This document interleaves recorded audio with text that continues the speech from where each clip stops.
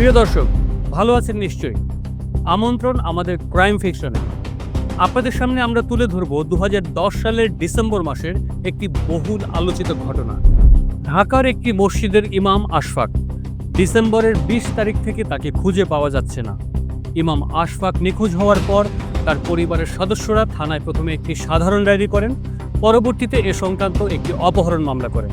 শুধু দর্শক, আসুন দেখি নিখোঁজ ওই ইমামের কোনো খোঁজ মেলে কিনা।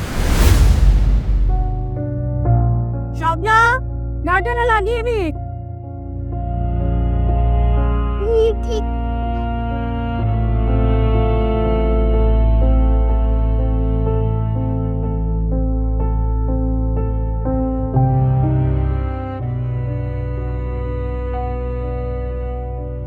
এই তোমাকে বলেছিলাম ওই পাশে ফ্ল্যাট থেকে দুর্গন্ধ আসতেছে। আরে কি করলে, তুমি বাড়িওয়ালাকে জানালে না? ভাইজান, আমি বাড়িওয়ালাকে জানাইছি তো। কি ব্যাপার? ও আফতাব সাহেব, আসলে আমি বিষয়টা শুনেছি, আপনাদের এই সাময়িক অসুবিধার জন্য আমি দুঃখিত। আমি থানায় ইনফর্ম করছি, দেখছি খুব তাড়াতাড়ি এটা একটা সমাধান করে দিচ্ছি। আপনি যা করা তাড়াতাড়ি করুন।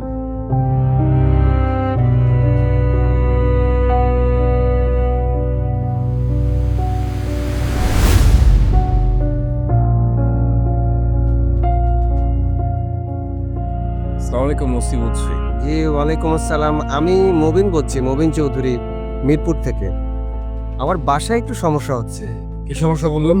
আমার চারতলার একটা ফ্ল্যাট থেকে ভেতর থেকে দুর্গন্ধ আসছে, কিন্তু বাইরে থেকে তালা মারা, ভেতরে কেউ নেই।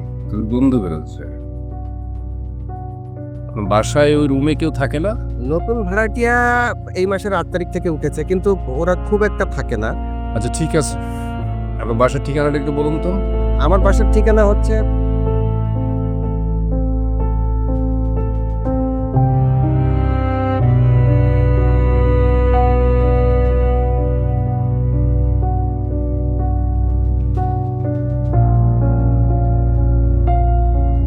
হেনাম গাছ তো বলতো।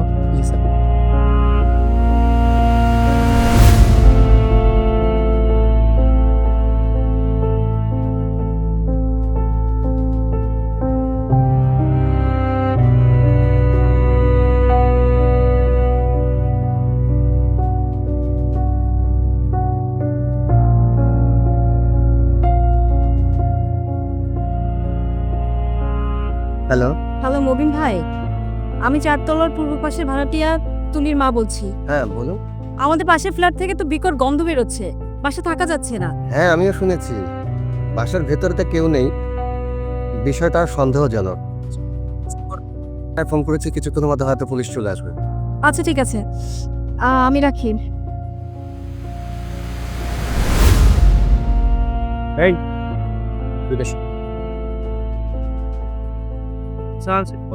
বাড়ির মালিকের নাম কি? মুবিন চৌধুরী। মবিন চৌধুরী। আচ্ছা, দুর্গন্ধ কয়তলা থেকে আসে? চারতলা স্যার। চারতলায়। চল উপরে চল। এই কি হলো? উপরে চল। শুধু উপরে গেলেই চলবে না, তোকে থানা পর্যন্ত যেতে হবে।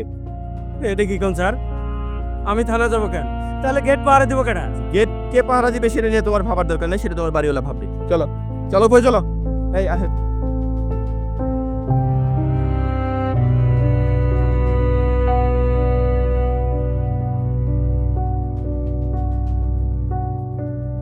আরে এই বাসা। তা তো ভালো টের পাচ্ছি। যাও বাড়িওয়ালাকে রেখে নিয়ে আসো। এই যে স্যার আইসুন। ও আপনি তাহলে মবিন চৌধুরী কে? এই রুমের চাবিটা আনার ব্যবস্থা করুন। এখানে দাঁড়িয়ে বেশিক্ষণ কথা বলার মতো পরিস্থিতি নেই।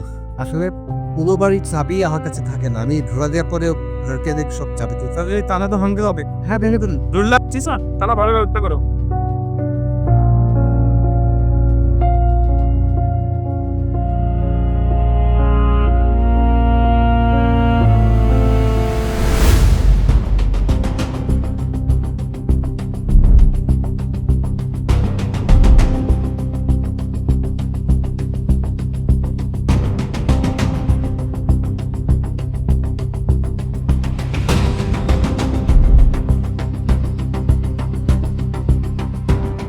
নুরুল্লাহ, পাশের রুমটা সার্চ করো।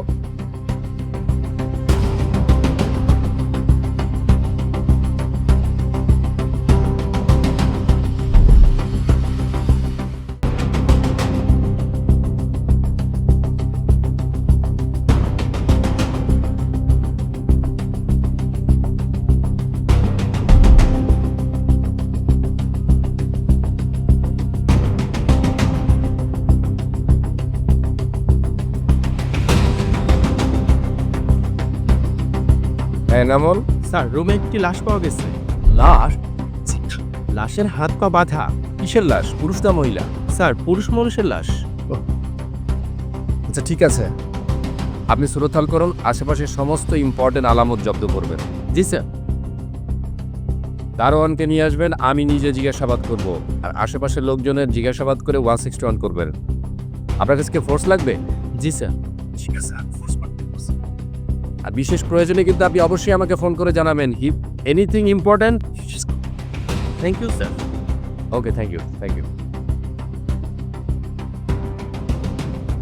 আপনার ফ্ল্যাটের ভাড়া কত? 15,000 টাকা। ফোন করার জন্য এই ফ্ল্যাটটি ভাড়া দিয়ে তো বেশ ভালোই কামিয়েছেন মনে হয়। দেখুন, বাড়িওয়ালা হিসেবে আপনাকে যতটুকু সহযোগিতা করার দরকার সমস্ত ধরনের সার্বিক সহযোগিতা আমি করব, কিন্তু আপনি শুরুতেই যদি আমাকেই সন্দেহ করে বসেন এবং এ ধরনের কথা বলেন, সেটা তো আমার জন্য আপত্তিকর। লাশটি যখন আপনার বাসা থেকে উদ্ধার করা হয়েছে, তখন সার্বিক সহযোগিতা দেওয়ার দায়িত্ব তো আপনারই। তার আগে আমি আমার প্রাথমিক দায়িত্বটুকু পালন করে নিই, তারপরে আপনার কাছ থেকে সহযোগিতা নেব। এক্সকিউজ মি, আপনি কয় তলায় থাকেন? জি 4 তলায়। বাসায় পুরুষ মানুষ কেউ কি আছেন? না, আমি আমার মেয়ে আর কাজের মেয়েটা থাকি। কোনো কিছু টের পেয়েছিলেন কি? কি বলেন, 2 দিন যাবত দুর্গন্ধের কারণে দরজাই খুলতে পারি না। তাছাড়া আমার মেয়ের তো স্কুলে যাওয়াই বন্ধ হয়ে গেছে। পচা লাশের গন্ধ একটু মারাত্মক তো হবেই। কি বলছেন, মানুষের লাশ এই বাড়িতে? হ্যাঁ, এই বাসায়। আগে লাশটি মর্গে পাঠিয়ে নিই, তারপরে আপনাদের সাথে কথা হবে।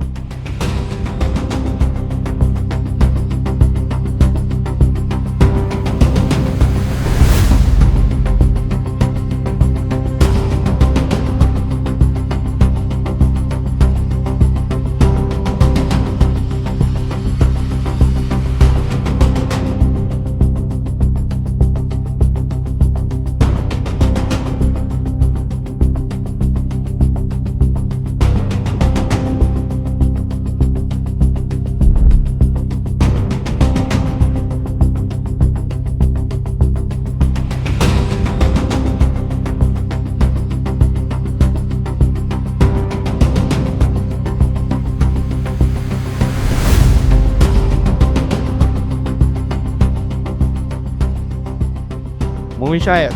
জি। আপাতত আমি বাসাকে থানায় নিয়ে যাচ্ছি, প্রয়োজনে আপনাকে আসতে হতে পারে। আর শুনুন, এই মামলার তদন্তের সাথে আপনাদের সার্বিক সহযোগিতা প্রয়োজন। আশা করি আপনারা পুলিশকে সহযোগিতা করবেন। জি। নুরুল্লাহ হাফিজা, ওকে নিয়ে আসো।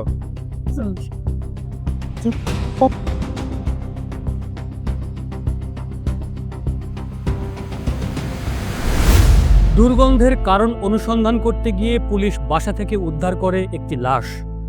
অজ্ঞাত ব্যক্তির লাশ শিরোনামে পত্রিকায় খবর ছাপা হয়। সেই সূত্র ধরে মৃতের ভাই ও ছেলে মর্গে গিয়ে লাশ শনাক্ত করে। পরে পুলিশের কাছে আলামত হিসেবে রক্ষিত স্যান্ডেল, হাতঘড়ি, তসবি দেখে নিশ্চিত হয় এই লাশটি ইমাম আশফাকের। অবশেষে মিলল নিখোঁজ ইমাম আশফাকের খোঁজ, তবে মেলেনি হত্যার কারণ। এই হত্যাকাণ্ডের রহস্য উদ্ঘাটন করতে মাঠে নেমেছে পুলিশ। দর্শক, আসুন আমরাও দেখি কি সেই রহস্য।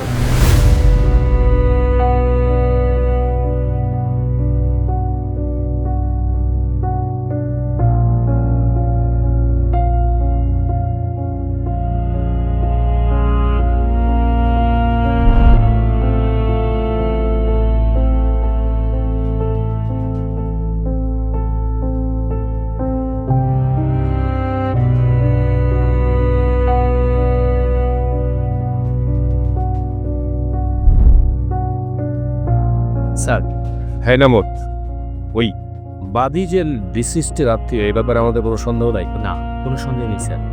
কারণ বাদী লাশ দেখার আগেই বলেছিল তার ভাইয়ের কোথায় জন্মদাগ আছে। তাছাড়া লাশের পাঞ্জাবি পকেট থেকে যে চাবির ছড়া উদ্ধার করা হয়েছিল, সেই চাবি দিয়ে সে যে মসজিদের ইমাম ছিল সেই মসজিদের সবকটি তালা খোলা গেছে। গুড। আপনি কাজ করবেন, জি স্যার। প্রতিটা জাতীয় পত্রিকায় এই মার্ডার কেসটা হেডলাইন রয়েছে, সুতরাং বি সিরিয়াস। আপনি শুরু করুন, প্রথমে বাড়িওয়ালাদের শুরু করুন। বাড়িওয়ালাকে জিজ্ঞাসাবাদ করবেন, কাকে ভাড়া দিয়েছিল, কি ধরনের চাল চলন তাদের, কখন আসতো বাসায়, কখন যেত, কি ধরনের পোশাক আশাক পরতো, তাদের স্থায়ী ঠিকানা কি, সব কিছু ভেরিফাই করবেন। Be serious.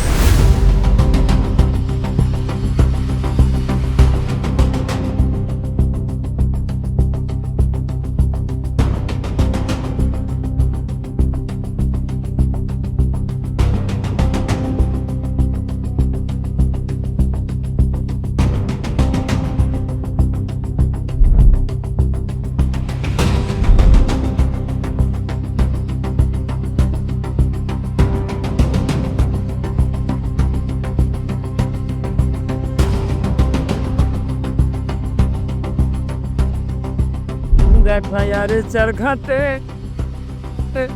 সাজালার ফেরিতে রংপুরের চাংরা বন্ধুর সাথে রে, রংপুরের চাংরা বন্ধুর সাথে।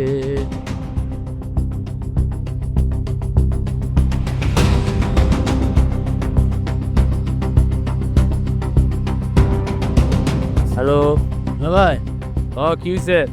আজকে পেপার দেখছেন? পেপার পড়ানোর সময় আমার নাই। কি হয়েছে ক? পেপারে আজকে ইমাম সাহেবের ছবি ছাপা হয়েছে। কোন ইমাম সাহেব? আর ওই যে ইমাম সাহেব, মসজিদের ইমাম, চিনলেন না? ও বুঝছি, ওই ইমাম।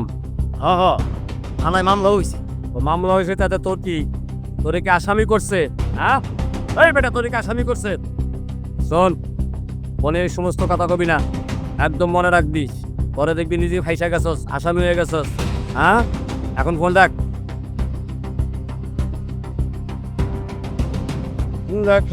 চার ঘাটে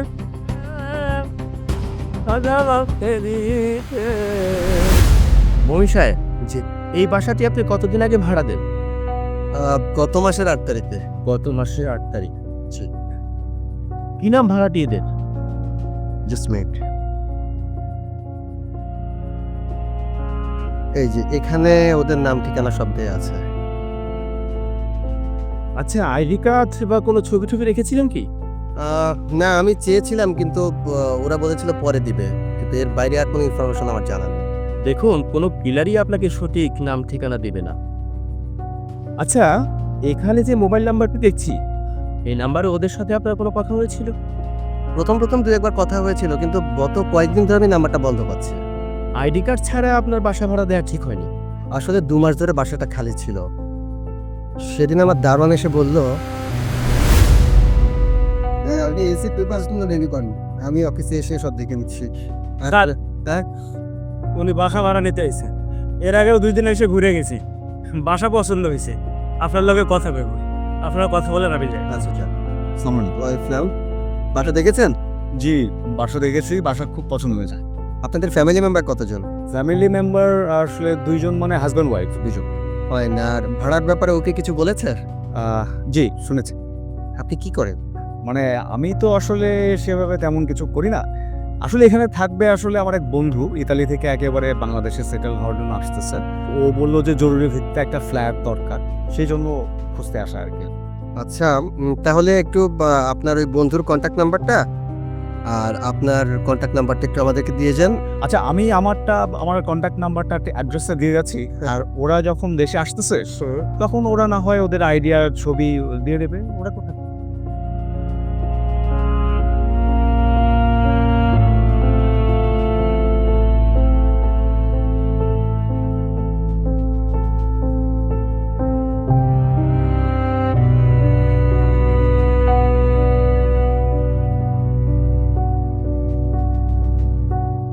ও হ্যাঁ, ভালো কথা। আর অ্যাডভান্স ছাড়া কিন্তু আমি বাসা ভাড়া দেই না, আমাকে 1 মাসের ভাড়া অ্যাডভান্স দিতে হবে। শিওর, আমি নিয়ে এসছি, সঙ্গে করে নিয়ে এসছি।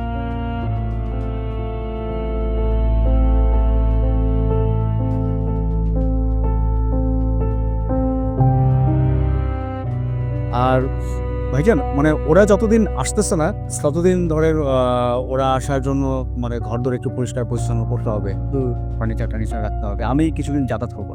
ঠিক আছে, অসুবিধা নেই। দারোয়ানের কাছে চাবি আছে, আমার কথা বলে ওর থেকে চাবিটা নিয়ে আপনি রুম পরিষ্কার করেন, থাকতে পারেন, অসুবিধা নেই আজকে। ঠিক আছে।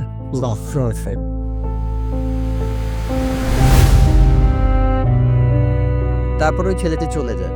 নগদ টাকা অ্যাডভান্স পেলেন, আর ভাড়া দিয়ে দিলেন? দেখুন, আমাকে তখন বলেছিল ওর বন্ধু ইতালি থেকে আসলে আইডি কার্ডের ফটোকপি এবং আদার্স ইনফরমেশনগুলো আমাকে দেবে। একজন বাড়িওয়ালা হিসেবে আপনি ওদের গতিবিধির উপর কতটা নজর রেখেছিলেন? বাইরে থেকে একটা মানুষকে আর কতটুকু চেনা যায়? দেখুন, বাইরে থেকে একজন মানুষকে অতটা চেনা যায় না বলেই কিন্তু আমরা মানুষদের সঙ্গে চোখে দেখি। আপাতত আপনার দারোয়ানকে আমরা আবার থানায় নিয়ে যাচ্ছি, প্রয়োজনে আপনাকেও ডাকা হতে পারে। ঠিক আছে, কিন্তু দারোয়ানকে আবার কেন নেবেন? আপাতত দারোয়ানই আমাদের কাছে ইম্পর্টেন্ট পার্সন। ঠিক আছে, আপনাদের যেটা ভালো মনে হয় করুন। চারতলার যে ভাড়াটে আছে না, ওনাদেরকে ডেকে নিয়ে আসো।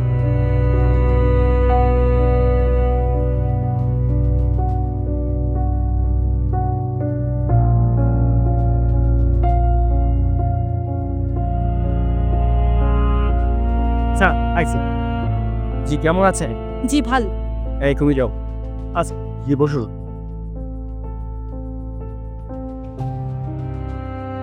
এই বাসায় যে লাশটা পাওয়া গেছে সে সম্পর্কে আপনাকে কিছু জিজ্ঞাসাবাদ করব। জি বলেন। আচ্ছা, আপনারা কবে থেকে দুর্গন্ধটা পাচ্ছিলেন? আপনারা যেদিন লাশটা উদ্ধার করলেন তার ঠিক 2 দিন আগে থেকে। 2 দিন আগে থেকে। আচ্ছা, ওই বাসাটা তো ফাঁকাই ছিল। হ্যাঁ, 2 মাস যাবৎ ফাঁকাই ছিল, কিন্তু গত মাসে 2 জনকে আসা যাওয়া করতে দেখেছি। ওনাদের সাথে কোনো কথা হয়েছিল আপনার? 2-1 বার দেখেছি, কিন্তু কোনো কথা হয়নি। আচ্ছা, লোকগুলোকে কেমন মনে হয়েছে আপনার? মানে তাদের গতিবিধি কোনো প্রকার সন্দেহজনক ছিল? রাস, লোকগুলো ভালো না, আমার দিকে কেমনে তাকায় তো। কথা হয়েছিল কোনো? হ্যাঁ, একদিন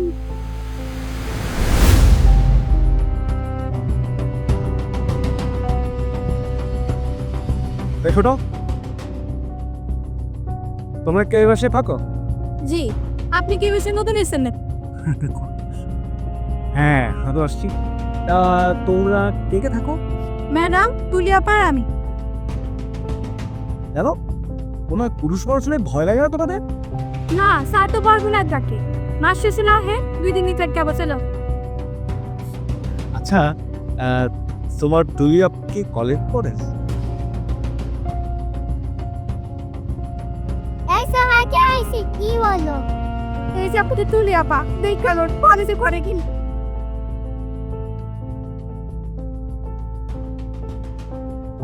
না, এবারে তো হাই দি হলো। যাবে তো যা।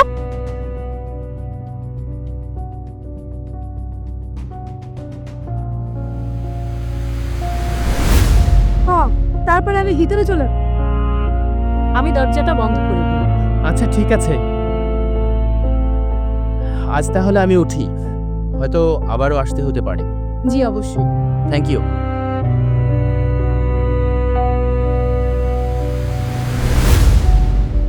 আরে এরকম একজন ইমানদার আল্লাহওয়ালা মানুষের এত কষ্টের মৃত্যু। কয়দিন আগেও ভাই সহ এক কাতারে দাঁড়ায় নামাজ পড়ছি, আমার এই বুকের মধ্যে জ্বরে ধরে আল্লাহর কাছে কত দোয়া করছে। নাতে কার সাথে এক কাতারে দাঁড়ায় নামাজ পড়বো, কে আমার লাগে আল্লাহর কাছে দোয়া করবো। আপনার নামাজ পড়া দর্শন শুনে খুব ভালো লাগলো।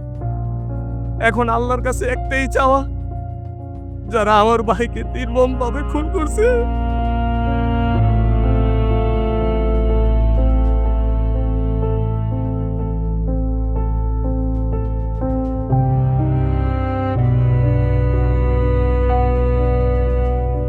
স্যার, আমার ভাইয়ের খুনিদের শনাক্ত করতে পারছেন? না, এখনো সম্ভব হয়নি, আমরা চেষ্টা করছি।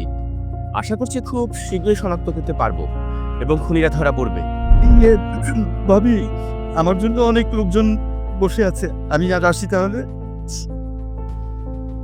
লোকটিকে? আমার চাচাতো ভাই। আচ্ছা, ইমাম সাহেবের সাথে আপনার শেষ কি কথা হয়েছিল?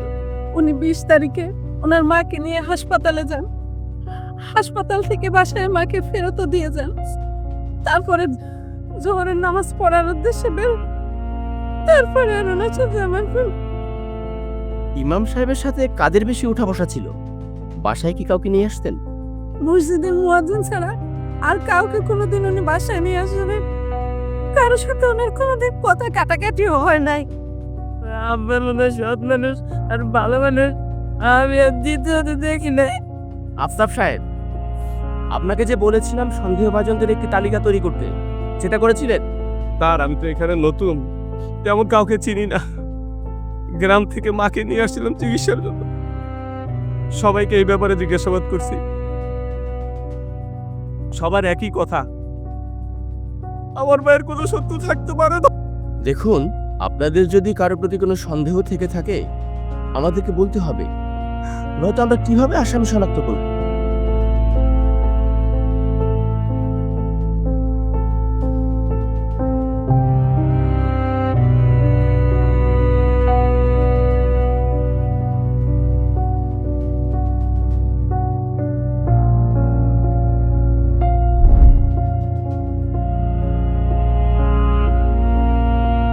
শুনুন।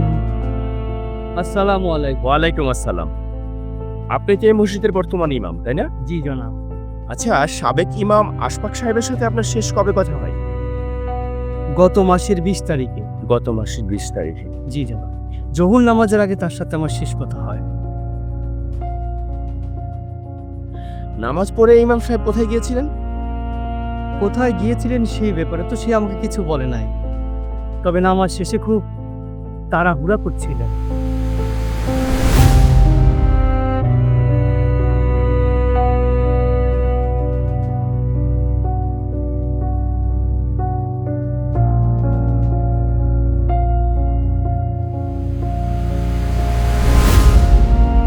আর কিছু জানি না স্যার। কোথায় যাবে কিছু বলে যায়নি? না স্যার, কাউকে তো কিছু বলে নাই। কাউকে কিছু বলে যায়নি সেটা আপনি বুঝলেন কি করে? হতে পারে আপনাকে কিছু বলে যাননি। এনিওয়ে, এর আগেও কি মাঝে মাঝে এইভাবে কাউকে কিছু না বলে কোথাও চলে যেতেন? না স্যার, আগে তো সে এরকম কখনো করে নাই। কোথাও গেলে আমার নলেজে থাকতো। এই মসজিদের ভবিষ্যৎ ইমাম হবেন এমন কোনো প্রার্থী ছিল কি? কি যে বলেন স্যার, ইমাম হুজুর জীবিত থাকতে এই মসজিদে অন্য ইমাম, এটা তো কেউ কল্পনাও করতে পারে না স্যার। তাই নাকি? আর সেই জন্যই বুঝি তাকে জীবিত রাখা হলো না? তবে আসামি যেই হোক, ধরা তাকে পড়তেই হবে।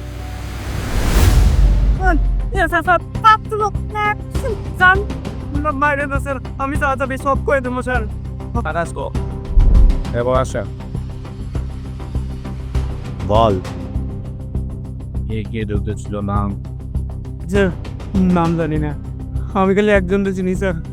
একজনকে চিনলেই চলবে, আবার বেশি চেনার দরকার নেই। স্যার আমি তার নাম জানি না স্যার। কয়েকদিন আগে ওই লোক এসেছিল স্যার, তার বন্ধু ইতালিতে থাকে বলে বাসা ভাড়া নিয়েছিল স্যার। চেনামন জি স্যার। ইতালিতে থাকে, তার মানে বাড়িওয়ালার কাছে নিশ্চয়ই তার ফোন নম্বর আছে।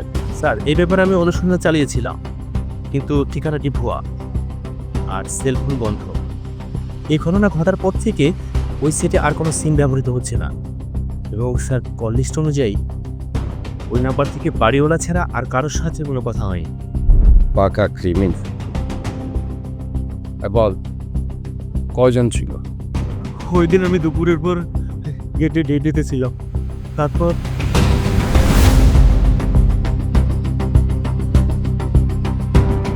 আসসালামু আলাইকুম। ওয়ালাইকুম আসসালাম রাহমাতুল্লাহ। কি ব্যাপার হুজুর, আপনারা কোথায় যাবেন? এখানে এক বাসাতে মিলাদ পড়াতে হবে। মিলাদ? কে ও? তুমি? তোমারে কইছিলাম না 2 দিন পরে আমার বন্ধু আসতেছে, হুজুরে নিয়ে আসছি মিলাদ পড়ানোর জন্য। চলো। আচ্ছা যান।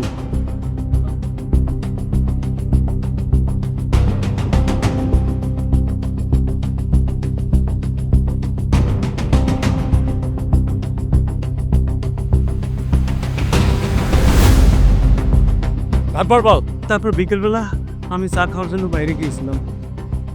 গেটে এসে দেখি পলিথিনের ভিতরে জিলিপি। ভাবলাম আমাকে না পেয়ে আমার জন্য জিলিপি রেখে গেছে।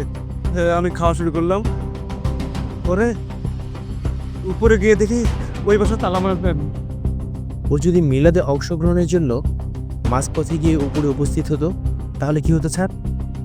তাহলে কিছুই হতো না, ইমরানরা ওকে ম্যানেজ করে ফেলতো। ঠিক আছে, ওকে আপাতত ছেড়ে দেন, সে তো ওয়াচে আছে। Okay sir. এই চল। শহর থেকে বাইরে যাবি না, যদি প্রয়োজন হয় আমাকে জানিয়ে যাবি, তোকে আবার ওখানে আসতে দিতে পারে। ভ্যানদুলা ভাই, আমি আর আপনার ওই জাতের কামের মধ্যে নাই। কাম নাই মানে কাম না করলে খাবি কি? টাকা পাবি কই বেটা? আরে টাকা পাবি কই? টাকা যেই কামের লেগে পাওনের কথা ছিল 2 লাখ, এনে বাঘের বাঘ পাইলাম মাত্র 8,000 টাকা। এই বেটা এই, তুই তো সবই জানোস, টাকা পয়সা তোর সামনে বাট করা হয়েছে, এত কম দেওয়া হয়েছে। হ্যাঁ শোন, যখন তখন আমার আর ফোন করবি না, কথাটা মনে রাখবি, এই খুপড়ির মধ্যে রাখবি, বুঝছস? যা কামে যা। ঠিক আছে ভাই, এর মধ্যে কোনো কাম কাজের খবর থাকলে জানাই। স্যার আমাকে ডেকেছেন? হ্যাঁ এনামুল, আপনার মার্ডার কেসটা কমিশনার স্যার নির্দেশ দিয়েছেন ডিবিতে ট্রান্সফার করার জন্য, এবং সেই সাথে কৈফিয়ত তলব করেছেন কেন এখন পর্যন্ত ডিটেক্ট হলো না। আমি আমার সাধ্যমতো চেষ্টা করেছি স্যার, আপনার সহযোগিতা পেয়েছি সবসময়, সেভাবেই জবাব দিব। ঠিক আছে, জবাব তো দিবই, বাট আপনি ডকেটটা রেডি করেন, এটা তাড়াতাড়ি আজকেই পাঠাতে হবে। জি স্যার, সালাম স্যার। ওকে, আর শুনুন,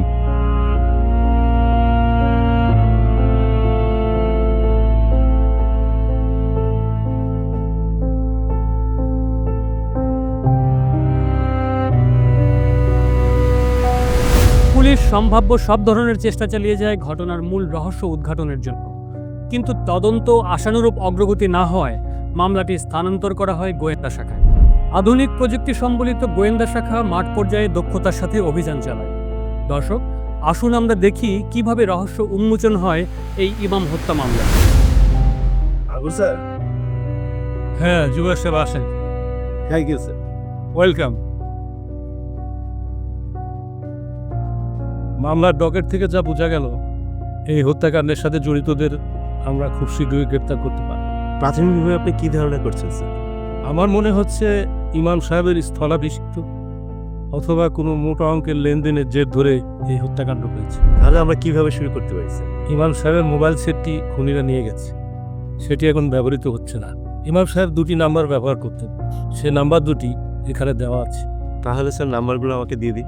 হ্যাঁ লিখে নিন, 01712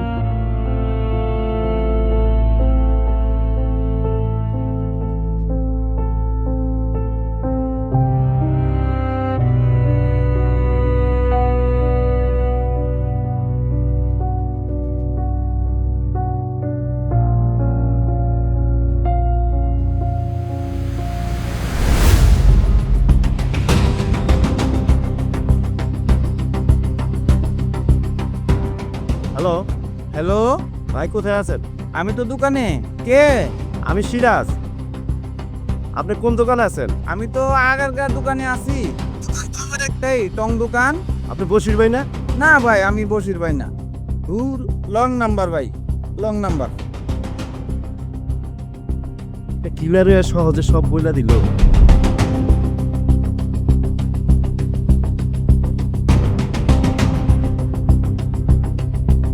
হ্যালো হ্যালো স্যার, স্যার উজ্জ্বল দোকানে আছে স্যার। ওকে, আমরা মুভ করছি। বুক।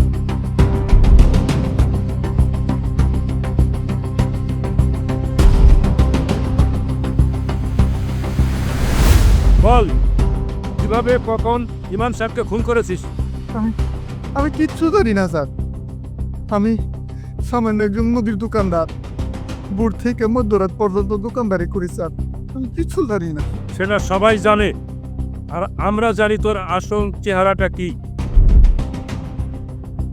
তোর ওই সিম থেকেই টাইম টু টাইম কল করা হয়েছে ইমাম সাহেব হওয়ার আগের দিন পর্যন্ত। এটা অস্বীকার করার কোনো উপায় নেই। উনি ইমাম সব করেছে স্যার, আমি কিচ্ছু জানি না স্যার। তোকে ধরে এনেছি কারণ তুই ইমাম সাহেব হত্যার মূল আসামি, আর এই নাম্বারটাই ওর সাক্ষী। ও বুঝছি স্যার, এই সিমটা স্যার আমার না। মানে জি স্যার, এই সিমটা আমি রাস্তা থেকে কুড়ে পাইছি স্যার।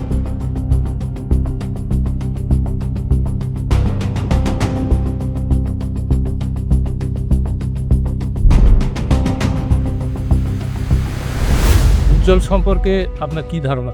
স্যার, আমার মনে হচ্ছে উজ্জ্বল ইনোসেন্ট। আমারও তাই মনে হচ্ছে। কিলাররা বিপদ মুক্ত থাকার জন্য হয়তো সিমটি ফেলে দিয়েছিল, উজ্জ্বল সেটা কুড়িয়ে ব্যবহার করেছে।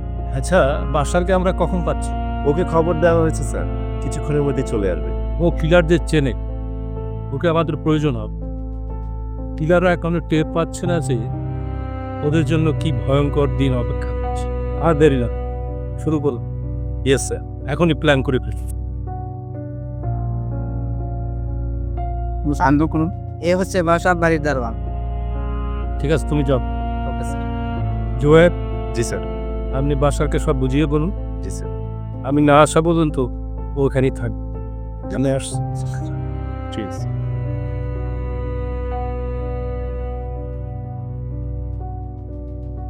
কি খবর বাসার মিয়া?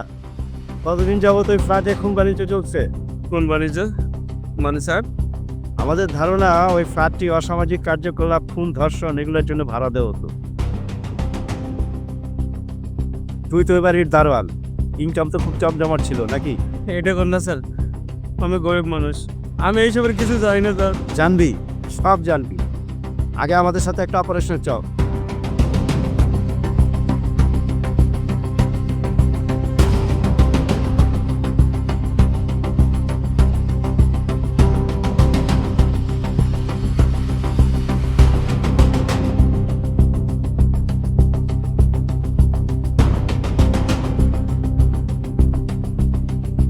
হ্যালো স্যার, এক গরম খবর আছে স্যার। তোমাকে না বলেছি কোনো ইনফরমেশন দেওয়ার সময় স্যার বলবে না? ভুল হয়ে গেছে ভাই। এবার বলো। বাইজিৎ ঘন্টা 2 পরে এদিকে আইব। তাই নাকি? টাইমিংটা করতে হইব কাটায় কাটায়। একবার যদি ফসকা যায়, জিন্দেগিতে আর ওরে খুঁজে পাইবেন না ভাই। আশা করছি আমাদের ভুল হবে না। আমরা এক্ষুনি মুভ করছি, তুমি মোবাইল খোলা রাখো। ওকে? জি ভাই, জি ভাই। ওই লোকটা ওই লোকটা সেদিন আছে।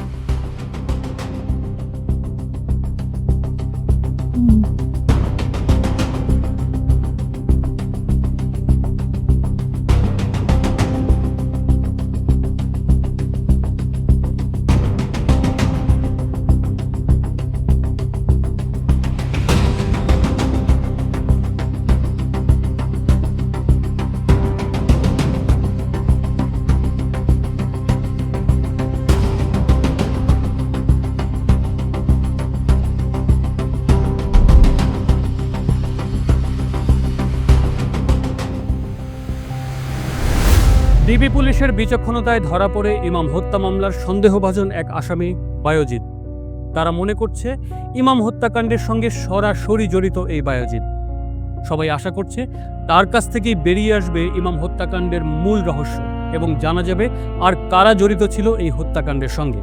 দর্শক, আসুন দেখে নেই কেন হত্যা করা হয়েছিল ইমাম আশফাককে। তোর সম্পর্কে সবকিছু জেনে শুনে তোকে অ্যারেস্ট করেছি আমরা। কোনো কিছু কবুল করার চেষ্টা করে আমাদের সময় নষ্ট করিস না। বল, কেন এবং কিভাবে ইমাম সাহেবকে খুন করেছিস? স্যার, আমি রোজ দিনকার খাইতে খাওয়া লোক স্যার। স্যার, আমি কোনো সময় রিক্সা চালাই, কোনো সময় বাসে রেলবাড়ি করি স্যার। স্যার, এইসব খুন খারাপের ব্যাপারে আমি কিছু জানি না স্যার। এ কিরা, একজন জলচ্যাপ্ত মানুষকে মেরে ফেলেছিস, আবার বলছি কিছু জানি না? বল বল। শান্ত হতে পারে। ও যে কিলারদের একজন, সেটা যে আমরা ইতিমধ্যেই বুঝতে পেরেছি, সেটা ওকে বুঝিয়ে দিই। আশার, দেখ তো ওকে চেনা যায় কিনা, মনে করে দেখ তো কোনোদিন দেখেছিস নাকি? পারনের বাচ্চা, তোর আমি 1 কেজি জিলাপি দিছি আর তুই আমার ধরাই দিলি? নশার, তোমার এখন শুরু। তুই ব্যর্থ করে ফেলেছিস। এবার বল, তোর সঙ্গে আর কানাকানি ছিল। তাড়াতাড়ি কর। আমি কিছু জানি না স্যার, আমি কিছু জানি না। আপনারাই তো সব জানেন, তাহলে আপনারাই সব বাইর করেন স্যার। এর তো করবই, আমি করবো, কে বের করবো?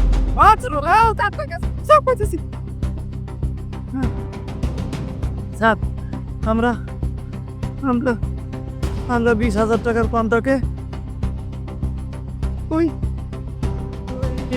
ইমাম সাহেবের ফোন করছি স্যার। আর সাথে কন্ট্যাক্ট হয়েছিল? রহিম সাহেবের সাথে স্যার। রহিম সাহেব? রহিমটা আবার কে? স্যার, রহিম সাহেব হইতেছে ওই ইমাম সাহেবের সাবত ভাই, আমার পাশের থানায় বাড়ি স্যার। ইমাম সাহেবের সাথে রহিমের কি দ্বন্দ্ব ছিল? আমি ঠিক এসব কইতে পারি না স্যার। আমার সামনে অগর বিষয়ে যা আলোচনা হয়েছিল আমি শুধু স্যার ওইটাই জানি। এই দিন পুরো 2 কোটি টাকা আছে, যে ইচ্ছে করলে আপনি গণে নিতে পারেন। না, আরেকটা কথা ইলিয়াস সাহেব, ইমাম সাহেব আমার বড় ভাই, ওনার প্রতি আমার সম্পূর্ণ আস্থা এবং বিশ্বাস আছে। আর এই বিশ্বাসের উপরেই আমি আপনাকে কোনো ডিড ডকুমেন্ট ছাড়া এই টাকাটা দিয়ে দিলাম। আশা করি সময়মতো আপনি রেজিস্ট্রি করে দেবেন। জি জি অবশ্যই দিব। হ্যাঁ ইমাম সাহেব আবার ছোট ভাই বন্ধুর মতো, আপনার কথাই তো আমি রাজি হয়ে গেলাম। একটি কথা, আপনার সাথে কথা দেওয়ার পরও অনেক কাস্টমার এসেছে, আমি আরও অনেক দামে বিক্রি করতে পারতাম, কিন্তু আমি তা করিনি। জবানে মূল্য আছে, আমি শুধু ওনার দিকে তাকিয়েই আপনার কাছে বিক্রি করতাম। আর হ্যাঁ, আপনি ইচ্ছে করলে আজ থেকেই ইন্ডাস্ট্রিতে বসতে পারেন। না না না, সেটা দরকার নেই। রেজিস্ট্রির সময় বাকি টাকাটা দিয়ে একবারেই বসবো। হ্যাঁ না, আলহামদুলিল্লাহ, ভালো ভালো লেনদেনটা হয়ে গেল। আল্লাহ যাতে আমাদের প্রত্যেকের মনোবাসনা পূরণ করে। আল্লাহ আমিন। ইলিয়াস সাহেব, তাহলে এই কথাই থাকলো, আজকে আসি। হ্যাঁ,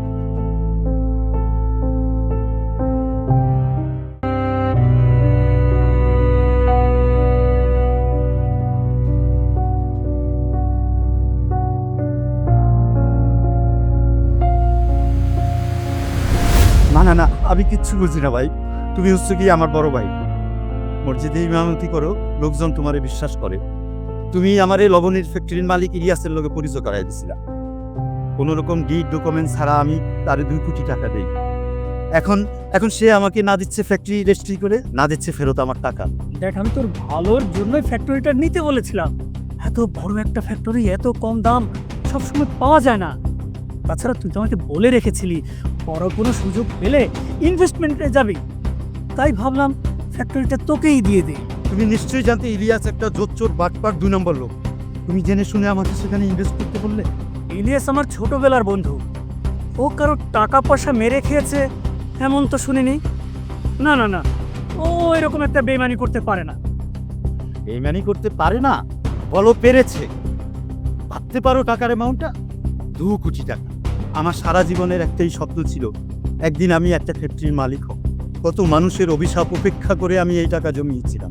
আজ আজ আমার সমস্ত স্বপ্ন ধূলিসাৎ হয়ে গেছে। রহিম ভাই আমার, দেখ, রিজিকের মালিক হচ্ছেন আল্লাহ।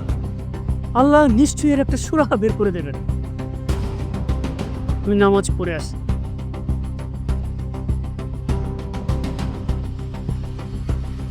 বস, আমার তো মনে হয় হুজুরের এখানে একটা বড় রকমের হাত আছে। সে নিশ্চয়ই ওইখান থেকে একটা বড় রকমের কমিশন দিয়েছে। বস, আপনি একটা জিনিস চিন্তা করে দেখেন, কয়েকবার দেন দরবার কইরাও কিন্তু হুজুর আপনার ফ্যাক্টরি রেজিস্ট্রি করে দিতে পারেন। হুজুর তো মনে ঠিকই কইছে, হুজুরের ওইখানে হাত আছে, মোটা অঙ্কের টাকা কমিশন খাইয়া এখন সে কিছু না জানার ভান করতেছে। আমার সাথে 2 নাম্বারই। এর ফলাফল যে কত ভয়ঙ্কর ইমাম জানে না। মুরাদ, বস, আকরামকে খবর দে, এর একটা বিহিত করতেই হলো। সব ওকে বস।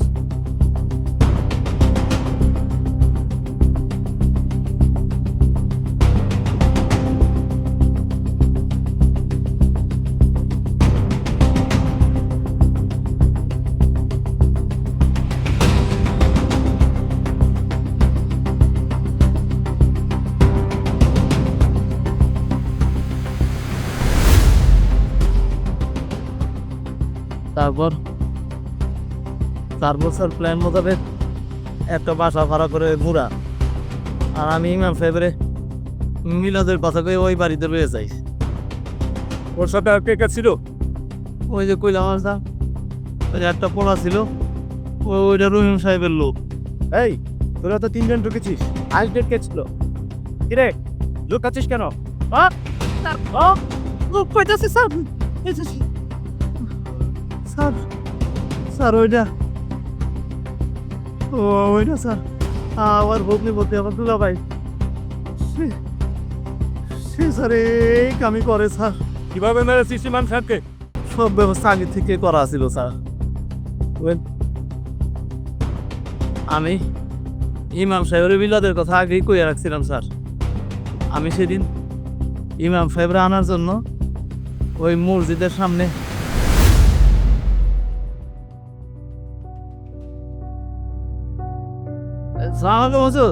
ওয়ালাইকুম আসসালাম। আমি তো আইসা পড়ছি হুজুর, মিলাদ পড়বেন। ও, আপনি চলে এসছেন? জি। ঠিক আছে, এক কাজ করেন, আপনি অপেক্ষা করেন, আমি নামাজ শেষ করে চলে আসছি। তাইলে হুজুর আমি একটা সিএনজি রেডি করি, আপনি নামাজ পড়ে একটু তাড়াতাড়ি আসেন, লোকজন আবার বসে আছে। আচ্ছা ঠিক আছে, একটু অপেক্ষা করেন, আমি নামাজটা শেষ করে তাড়াতাড়ি চলে আসছি। হ্যাঁ আছে।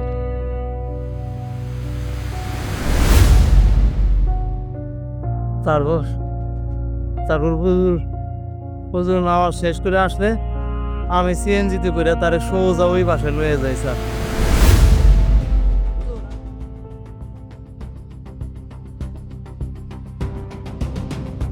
কি ব্যাপার, আপনি না বললেন লোকজন সব অপেক্ষা করছে, তা লোকজন সব কোথায়? আছে হুজুর, আজকের মিলাদ কিন্তু আমরা তিনজনেই করব। খুব গরম লাগছে, জানালাটা খুলে দিন, আলো বাতাস ঢুকুক। বুঝো আজকের বেলাতে এরকম করে পড়ে আচ্ছা ঠিক আছে, লোকজন কি আপনারা তিনজনই? জি হুজুর।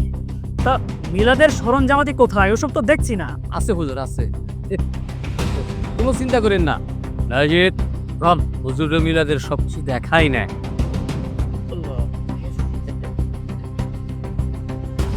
বুঝেছেন? দেখেন এই যে ধরন, আপনারা আমাকে এখানে কেন ডেকে এনেছেন? আসল কথাটা বলুন। ইমাম সাহেব, রহিম স্যারের 2 কোটি টাকা কৌশলে ওই ব্যবসায়ী ইলিয়াসকে দিয়া ভাগ বাটোয়ারা করে খাইছে। আগের অংশ কত পাইলে? বাজে কথা বলবেন না, আমি আল্লাহ আলো, জীবনে আমি অসৎ পথে একটি পয়সা উপার্জন করিনি। রেসি ব্যাগ কোটা একটু কম সারে, 2 কোটি টাকা ভাগ করে পেয়েছে, ভাগের টাকাটা আমাদের দিয়ে দেন, ফেলে দেয়। বিশ্বাস করেন, এই রহিম আর ইলিয়াসের মধ্যে টাকা পয়সার লেনদেনের ব্যাপারটা অথচ আমি করেছি ঠিকই, কিন্তু ইলিয়াস যে এরকম আত্মসাৎ করার জন্য ঘটনাটা ঘটেছে আমি ভাবতে পারিনি। রহিম যাতে লাভবান হয় এই জন্যই কাজটা আমি করেছি। আর কি এর জন্য প্রস্তাব পাঠাই মা, সেটা পারবো না। হইল টাকা 2 কোটি, স্যার টাকা গেছে 2 কোটি, ওই বুঝে টাকার কোরআনি কি? হুজুর শাহ আমার বা হাতে করে দিচ্ছে।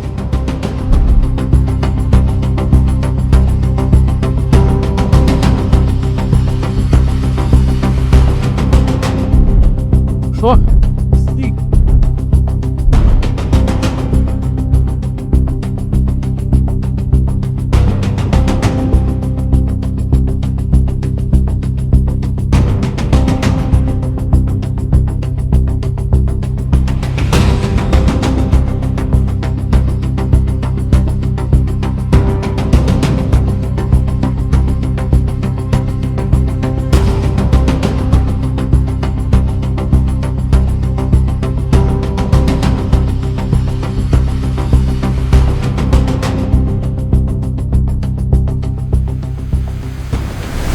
তারপর আমরা যা যার মতো চলে যাই স্যার। মাত্র 20,000 টাকা জুড়ে আছে মানুষকে বেড়ে। 20,000 টাকা কই স্যার? আমি তো ভাগে পেলাম মাত্র 8,000 টাকা। জুবাইল, আজকে থেকেই বাকি কিলারদের ধরার ব্যবস্থা কর। প্রথমে ওর ভগ্নিপতি একান্তে ফোন করিয়ে ধরার ব্যবস্থা কর, ঠিক আছে? Yes sir.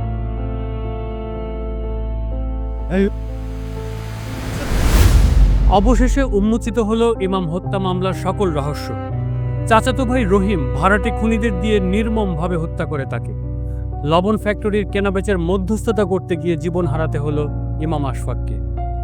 ইলিয়াস ছিল তার দীর্ঘদিনের পরিচিত, একই গ্রামের বাসিন্দা। তার প্রতি ইমাম সাহেবের ছিল অগাধ আস্থা, আর সেই দুর্বলতার সুযোগ নিয়ে 2 কোটি টাকা আত্মসাৎ করল ইলিয়াস, যার জন্য চরম মূল্য দিতে হলো ইমাম আশফাককে। আমাদের এই অনুষ্ঠানটি সত্য ঘটনা অবলম্বনে নির্মিত। সমাজের বিভিন্ন অপরাধ ও ভুলগুলো আপনাদের সামনে তুলে ধরার উদ্দেশ্য হলো এই ঘটনাগুলো থেকে যেন সবাই নিজ নিজ ভুলগুলো শুধরে নিতে পারে। দর্শক, আজ এ পর্যন্তই। দেখা হবে আগামী বুধবার রাত 9টা 5 মিনিটে। সে পর্যন্ত ভালো থাকুন, সুস্থ থাকুন, সতর্ক থাকুন।